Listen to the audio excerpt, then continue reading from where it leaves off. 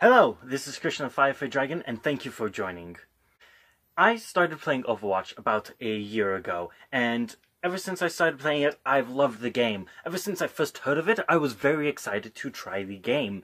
And I love it for a ton of reasons, partially because of the varied and beautiful map designs, the dynamic gameplay, the counterplay options, as well as having every character unique, not just against other series, like Call of Duty, Halo. They're not just unique versus other characters from other series, they're unique versus each other. I mean, there are the classes, there's the tank class, support class, and the DPS class, the attack class, but every attack is different.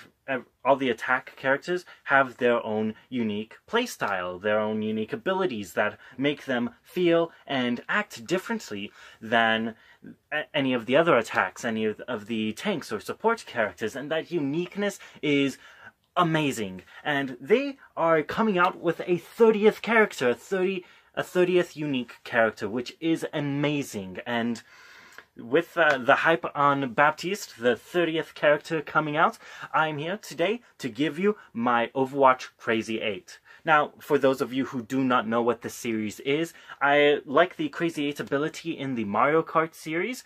I'm picking 8 different aspects of a topic. Kind of like you get 8 different items from the Crazy 8 item in Mario Kart, and I am going to be giving you my favorite of 8 different aspects of the topic. Today's topic is Overwatch. So, today I'm here to give you my Overwatch Crazy 8. I'm going picking 8 different aspects of Overwatch and giving you my favorite of each of them. Let's start simple by giving you my favorite play mode. Now, there are a lot of different play modes. Almost all of them are PvP, player versus player. There are a few PvE modes, which I love them, and the unfortunate part is they're really just seasonal events. Like, there's Junkenstein's Revenge, which is only during the Halloween event. So, most play modes are PvP, and my favorite play mode is also PvP. Most of the PvP modes are 6v6, 6 players on each team. There are a couple 3v3, but my favorite is Capture the Flag 6v6 mode. Now, there are a lot of Capture the Flag modes, a lot of games that use Capture the Flag, but I like Overwatch's mode in it. Personally, in Overwatch, I like the attack side better than the defense. I like the more proactive role with that sort of thing. You know, I like the flanking options, the flexibility.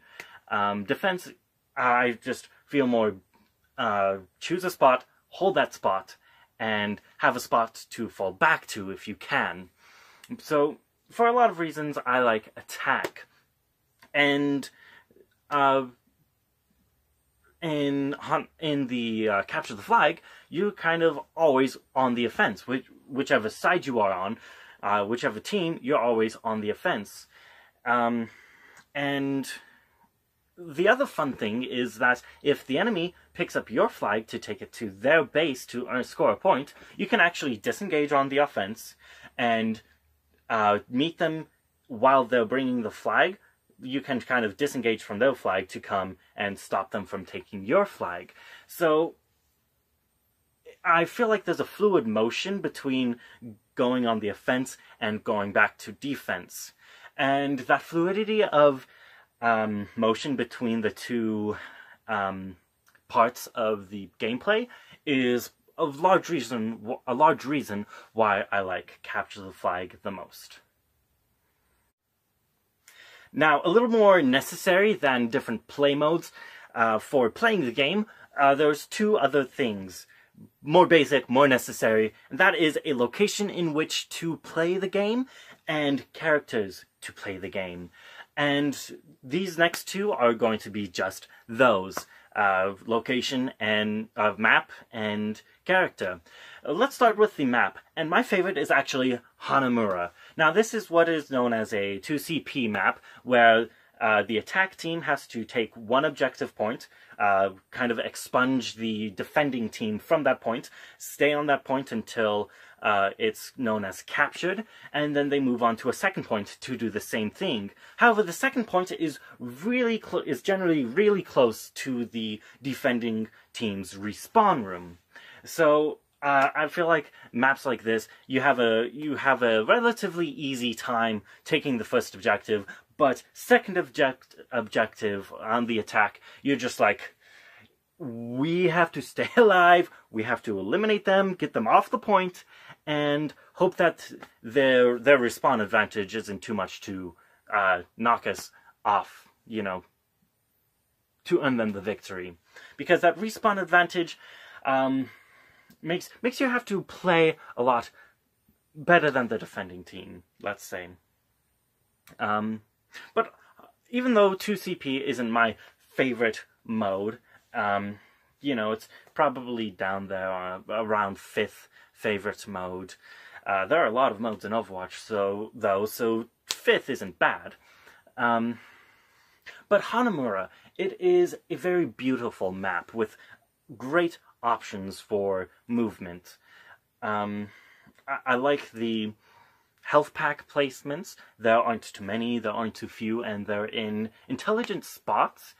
And there's a cliff to the one side, and if you're leaving the defending player's spawn room, the cliff is out and to the right, and it's fun to get over that. It's fun to flank by going over there with characters, especially characters you don't think that could make it over that. And I believe I've done this with McCree. I've gotten over with McCree, and when I eventually start a Let's Play channel, I'll feature that. But, you know, there's a way to get from attacking to go to the second control point as McCree to flank. But those 1, 2, 3, 4, technically 5, 6-ish different ways you can attack the second control point, and the variety there is awesome. The beauty of the map and its basis, its relationship to Hanzo and Genji, who are Japanese in origin. I mean, I love anime. I love the Japanese aesthetic of it. I'm not a weeaboo, but it is beautiful, and the attacking spawn room, it has the Hanamura arcade, which is one of the most fun places to be on with attack, because there's a lot to do. It's fun to see which characters can destroy how many of the games by themselves. Generally, Wrecking Ball and Brigitte are the best at destroying rooms, but it's just fun to see what you can do with the characters in there. So, for a lot of reasons... Oh, one thing I want to mention is I generally don't like choke pointing, but Hanamura feels like the first control point with the open door at the gate. I feel like that is a fairly classic control point. Very good to have a Reinhardt or an Orisa there, and it's just fun to try to counterplay that choke point specifically. So for a lot of different reasons, Hanamura is my favorite map. And next we have my favorite character, which actually was a pretty hard one to decide. I'm really going to go with Moira. I basically one-trick her in competitive mode, and in quick play and arcade modes I generally just play whomever I want. Usually a DPS character, sometimes I bring out Winston or d.va, but Moira, I'm going to stick with Moira as my favorite character because I feel like I'm the best with her. It's actually surprising easy to get gold eliminations and damage with Moira if you do a DPS Moira. Now, that's really not how Moira is supposed to be played, and it's probably not her strongest, but I'm able to get gold DPS even on a triple or quadruple DPS team easily with Moira. Like, consistently I'm getting golds with her. And, you know, judge me for DPSing with a support main, but if you're one of those DPS that I stole gold with as Moria, step up your game. But that aside, I do agree that my Moria game might be stronger if I focused more on healing, but it's also kind of hard to do that as Moria if the team isn't clumped together. She's really she's a strong healer, but she's best used as a team heal instead of an individual healer, pocket healer. That all aside, I love Moria because of her ability to use her dash. I forget what it's called, the ability is called, but she's able to go invulnerable, invisible, and dash for a moment, and that's really easy to engage, disengage, or disorient targets. As well as her damage orb, it deals up to 200 damage per orb, separated amongst the enemies within the orb's range, and her healing orb, I believe, can deal up to 300 healing to allies within the orb's range. Now, it does get split between... It does have like a 6-second lifespan, so if it doesn't deal the 200 damage in that 600... the 200 damage in the 6 seconds, it just kind of disappears. But with Moira, she deals like 50 damage per second with her regular biotic grasp, just to attack. And that damage orb deals 35. So she can be dealing up to 85 damage for one target. And that's just over two... It's a long time to kill a 200 health target. Like, 85 seconds, that's a little over 2 seconds to fully kill a target, but with her ability to just consistently focus that target, and her ability to dash out if she needs to self-heal if she needs to, she really is powerful on one-on-one confrontations. My Moira can almost consistently take out divas, fully health mech'd divas, by herself. So for a lot of reasons, I main Moira. As a character, she's not my favorite, and, you know, there are other cuter, more aesthetically pleasing, more personality pleasing, but as a competitive player, Moira is definitely my favorite. So let's just move on to the next part of this video. And it's actually going to involve d.va, who is one of my favorite characters. Her more based on her personality. I mean, she's a gamer. I love the gremlin d.va memes and all that. She's so adorable, but she's also sassy in a few places, and I just love that. And my favorite parts, and one of the most intriguing parts and parts that got me into d.va, was actually her play of the game short. I don't remember what they're called, the play of the game video, though.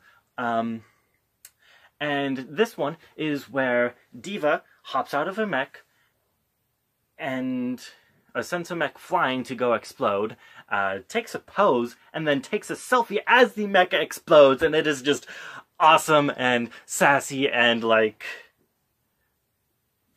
it's cool. Overwatch definitely hit the mark with that. There are so many other good ones that I want to do honorable mention, but I also don't want to take away from d.va's mech explosion selfie. That is just perfect. Moving on. Skins. This is one of the biggest parts of Overwatch. You get them from loot boxes, and you get to display them for your team to see. Unfortunately, you don't get to see the skins you unlock as much as your teammates and opponents do. However, I think it is a very fun addition to the game, getting to personalize your characters a little bit. And Mei actually has my favorite skin in the game, her Earthen skin. What I like about this is, honestly, it makes Mei look like an earthbender in my opinion. And everything aside, it's just fun to feel like there's a little bit of Avatar: The Last Airbender in my Overwatch. And, you know, she isn't an earthbender. She would be a waterbender, if anything, probably because of her ice-based skill set. but it just makes May look like an adorable earthbender, and I just love it. There are probably quote-unquote better skins in the game, but I just love seeing May in this earthbender-esque type of outfit, and that's basically all I said for the last minutes. The one sentence, May looks like an earthbender, I love it. I basically just said that 5 times, but nothing else to say on this? Just favorite skin? Earthen? Yeah? Agreed? No? Okay. I'll just keep my unpopular opinions to myself. Now, let's tackle my favorite non-ultimate ability in the game, because I wanted to do the ultimates and abilities separate. And all of the abilities have utilities, and most of them are quite easy, are quite fun and useful. My least favorite is McCree's roll. Honestly, the roll lasts so little time and feels like it should be a dodge that I feel like it should have a eighth of second of invulnerability tacked onto it. It just, I know high level it would be crazy, and low level it would be useless, but like my mid-level skills just feel like McCree should have that little bit of a buff to him.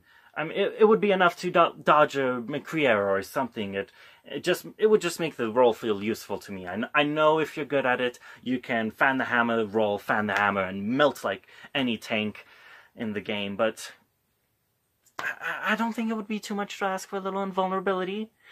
My noobness with McCree aside, let's just get right on to my favorite ability in the game. My favorite ability in the game is Moria's. One of Moria's. It's trouble deciding between her damage orb and her dashing ability. Again, forget what it's called. Fade, I believe it is. But I just... they both have so much utility, and the healing orb too has a lot of utility, and it was really tough for me to decide between them, because both of them alone either of them would make Moria a decent character, but together they make Moria a strong character in my opinion. And ultimately, I came to the decision that her Fade is her more important ability. As a support character, she is supposed to be played more for her healing ability to her allies, and she would still be able to put out semi-consistently damage to opponents to 50 DPS a second about, that auto-targets as long as your cursor is close enough to them. So, really, the damage orb is unnecessary and probably distracts from how she should be played more than it assists in the niche cases where throwing a damage orb could be useful. You know, because there's the timer on the damage orb, and that timer is the same for the healing orb. You can't have both out at the same time. It kind of subtracts from her usefulness as a healer. Again, in any character make, if you can tack on more damage, there are those niche circumstances where it is useful and you should use it.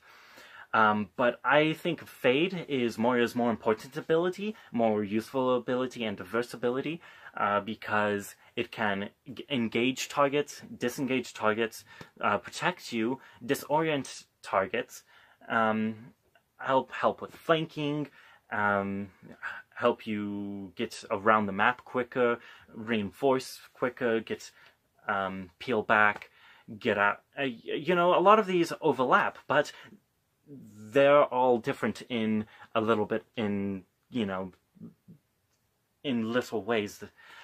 So honestly, it's a more important ability and probably her stronger ability than the damage orb. Now, number 7. Item number 7, topic 7, aspect 7, whatever you want to think of it as, is going to be the ultimates in the game.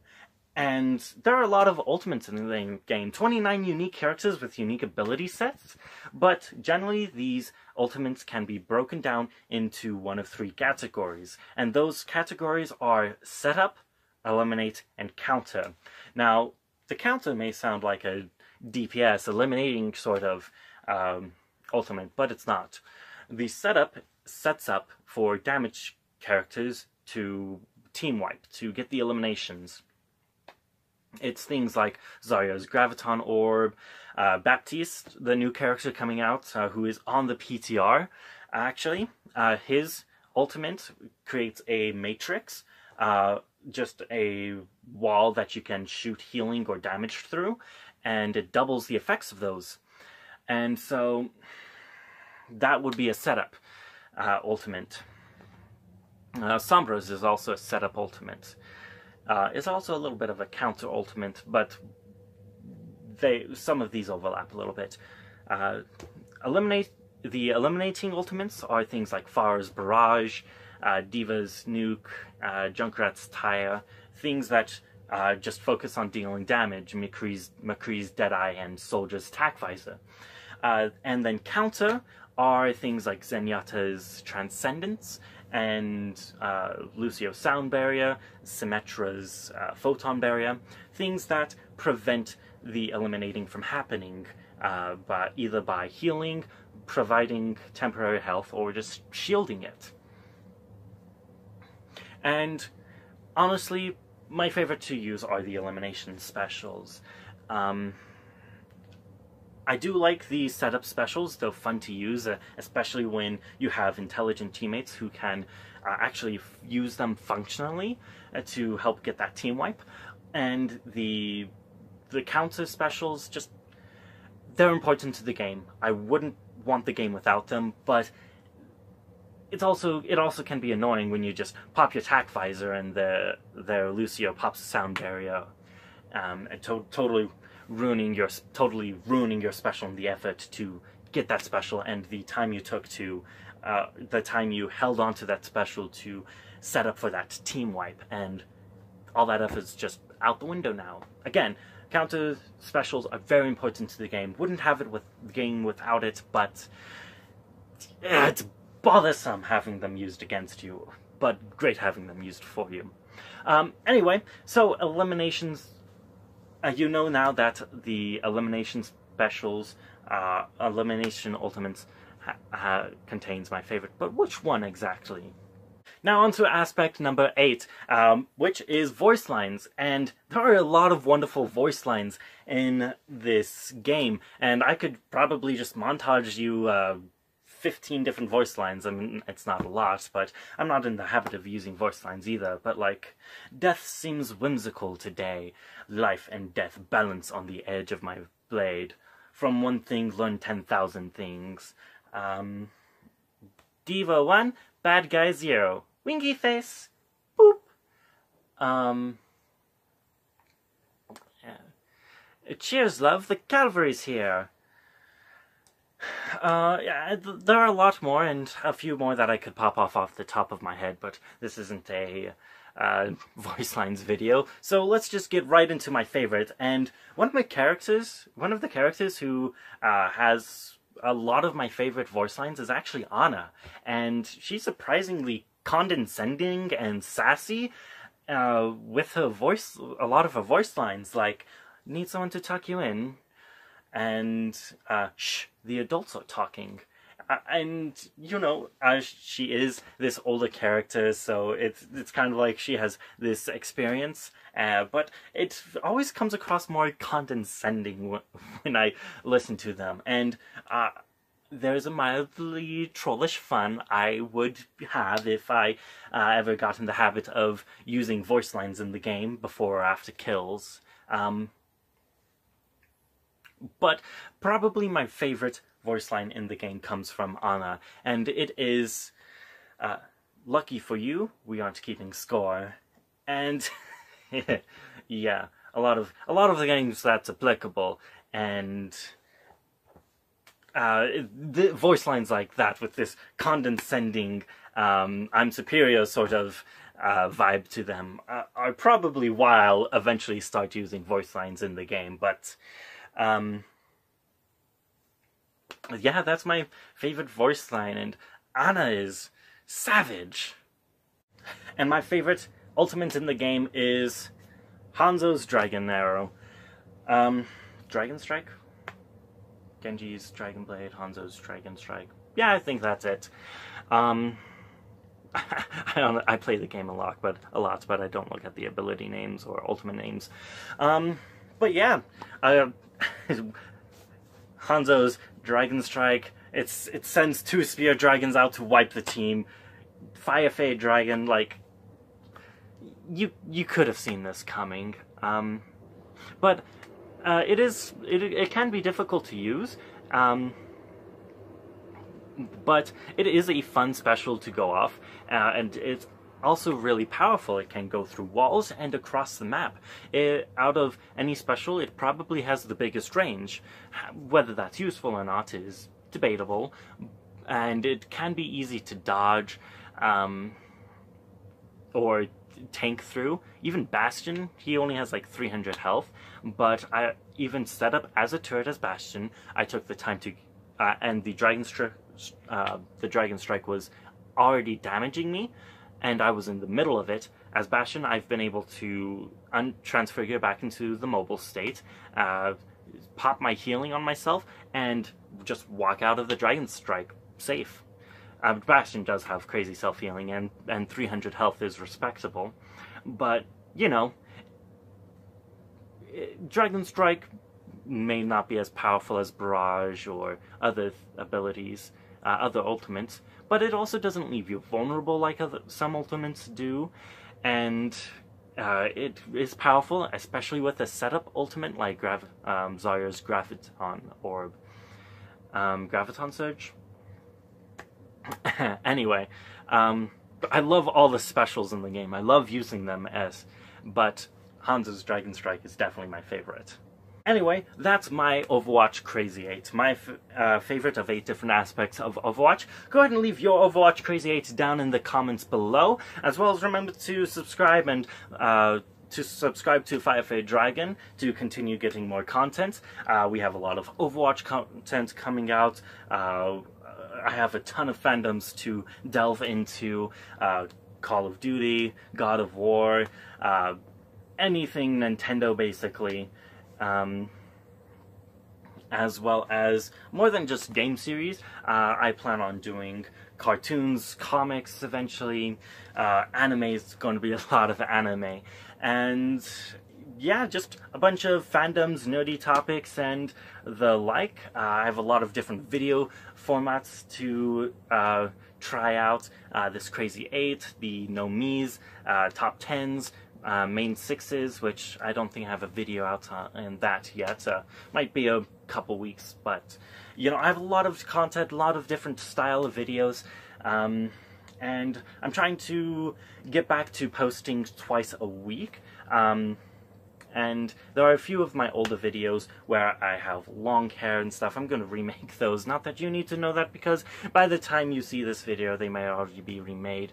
But you know, I'm going to be putting a lot of work into this channel, into growing a community here.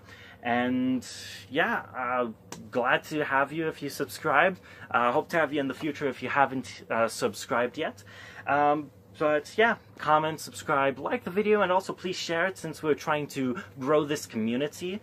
And just hopefully you guys start a discussion about your fandoms down in the comments, so that we can really delve in as a community to a lot of different fandoms and kind of just enjoy our nerdiness together.